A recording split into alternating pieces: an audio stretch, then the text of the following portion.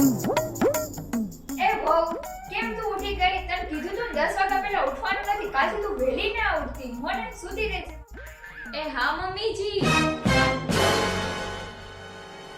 એ મમ્મીજી આજે જમવામાં શું બનાવું?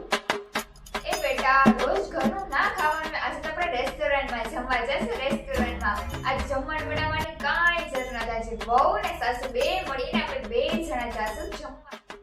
એ હાલો મમ્મીજી હાલો. મમ્મીજી હોળી આવે છે, એક દી પિયર રોકાઈ આવું.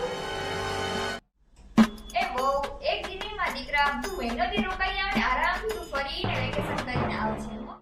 થેન્ક યુ સો મચ મમ્મીજી. મમ્મીજી મારે 1000 રૂપિયા જોતા હતા, આપશો? કુર્તી લેવી છે.